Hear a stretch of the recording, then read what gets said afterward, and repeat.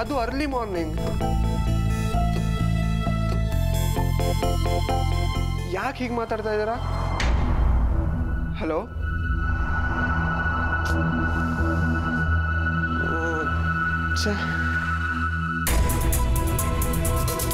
ಏನಾಯ್ತು ಪುಟಾಣಿ? ಅವ್ರ ಅಮ್ಮನ ಮನೆಗೆ ಹೋಗಿದ್ದಾಳಂತ. ಯಾಕೆ, ಏನಾದರೂ ತೊಂದರೆನಂತ?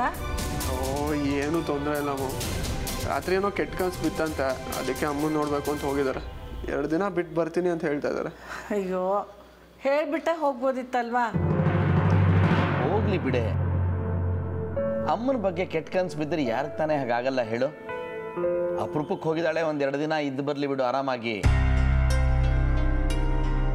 ನೋ ಡ್ಯಾಡ್, ನನಗೇನೋ ಇದು ಸರಿ ಅನ್ನಿಸ್ತಿಲ್ಲ. ಯಾರಿಗೂ ಹೇಳ್ದೆ ಕೇಳ್ದೆ ಹೀಗೆ ಹೋಗ್ಬಿಟ್ರೆ? ನನಗೆ ಹೇಳಿದೆ ನಾನೇ ಕರ್ಕೊಂಡೋಗಿ ಬರ್ತಿರ್ಲಿಲ್ವಾ? ಅಯ್ಯೋ ಹೋಗ್ಲಿ ಬಿಡು. ಅಲ್ವಾ, ಅವಳನ್ನೇ ನಮ್ಮನೆ ಕೈದಿ ಅಂತ ಅಂದ್ಕೊಂಡಿದ್ಯಾ ನೀನು?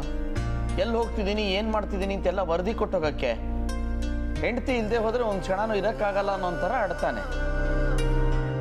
ಸರಿ, ಫ್ರೆಶ್ ಆಗಿಬಿಡ್ಬಾ, ತಿಂಡಿ ಮಾಡಿಕೊಡ್ತೀನಿ.